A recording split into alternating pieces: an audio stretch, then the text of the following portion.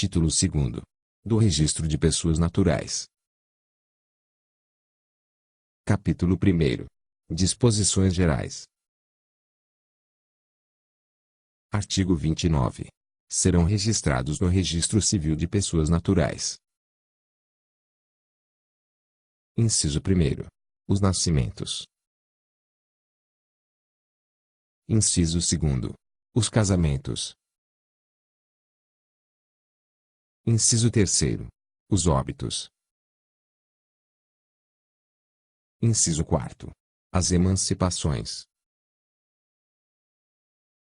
Inciso 5º. As interdições.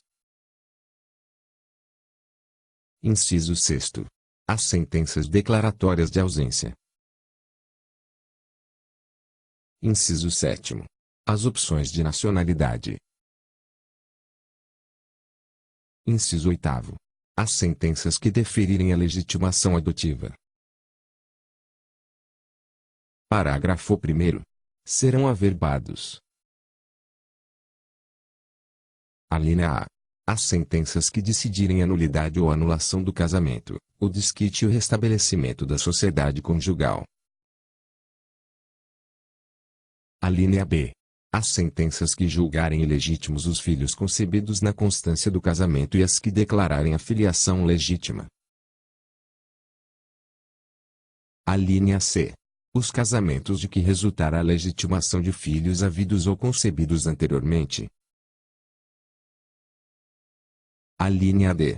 Os atos judiciais ou extrajudiciais de reconhecimento de filhos ilegítimos. Alínea E. As escrituras de adoção e os atos que a dissolverem. Alínea F. As alterações ou abreviaturas de nomes.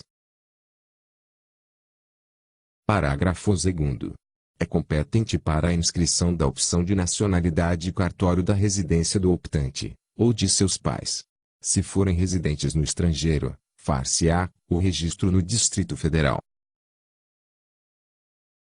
Parágrafo 3º.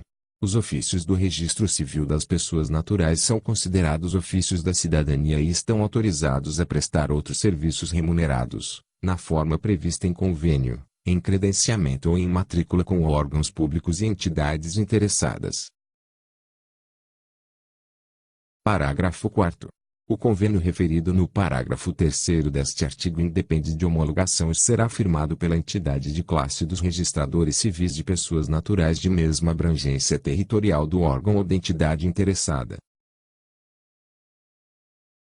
Artigo 30. Não serão cobrados emolumentos pelo registro civil de nascimento e pelo assento de óbito, bem como pela primeira certidão respectiva.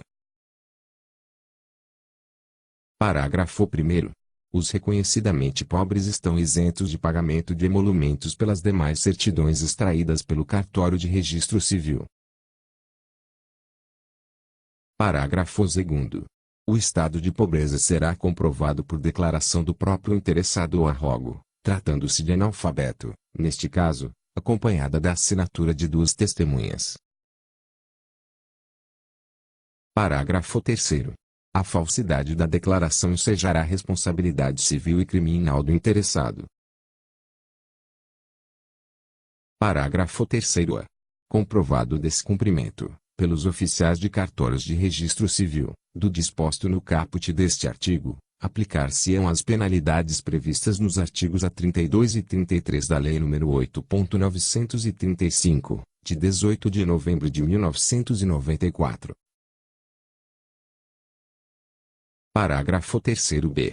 Esgotadas as penalidades a que se refere o parágrafo anterior e verificando-se novo descumprimento, aplicar-se-á o disposto no artigo 39 da Lei nº 8.935, de 18 de novembro de 1994. Parágrafo 3º-C.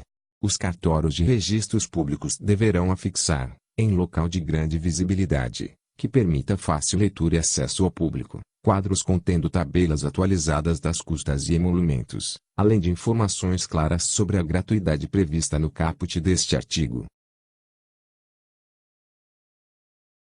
Parágrafo 4º. É proibida a inserção nas certidões de que trata o parágrafo 1º deste artigo de expressões que indiquem condição de pobreza aos semelhantes. Parágrafo 5º a parágrafo 8º. Vetados. Artigo 31. Os fatos concernentes ao registro civil, que se derem a bordo dos navios de guerra e mercantes, em viagem, e no exército, em campanha, serão imediatamente registrados e comunicados em tempo oportuno, por cópia autêntica, aos respectivos ministérios, a fim de que, através do Ministério da Justiça, sejam ordenados os assentamentos, notas ou averbações nos livros competentes das circunscrições a que se referirem. Artigo 32. Os assentos de nascimento, óbito e de casamento de brasileiros em país estrangeiro serão considerados autênticos, nos termos da lei do lugar em que forem feitos, legalizadas as certidões pelos cônsules ou quando por estes tomados, nos termos do regulamento consular. Parágrafo 1º. Os assentos de que trata este artigo serão, porém, transladados nos cartórios de primeiro ofício do domicílio do registrado ou no primeiro ofício do Distrito Federal, em falta de domicílio conhecido, quando tiverem de produzir efeito no país, ou, antes, por meio de segunda via que os cônsules serão obrigados a remeter por intermédio do Ministério das Relações Exteriores. Parágrafo 2º. O filho de brasileiro ou brasileira, nascido no estrangeiro, e cujos pais não estejam ali a serviço do Brasil, desde que registrado em consulado brasileiro ou não registrado, venha residir no território nacional antes de atingir a maioridade, poderá requerer, no juízo de seu domicílio, se registre, no livro e do primeiro ofício do registro civil, o termo de nascimento. Parágrafo 3º. Do termo e das respectivas certidões do nascimento registrado na forma do parágrafo antecedente constará que só valerão como prova de nacionalidade brasileira, até 4 anos depois de atingida a maioridade. Parágrafo 4º. Dentro do prazo de 4 anos, depois de atingida a maioridade pelo interessado referido no parágrafo 2º deverá ele manifestar a sua opção pela nacionalidade brasileira perante o juízo federal.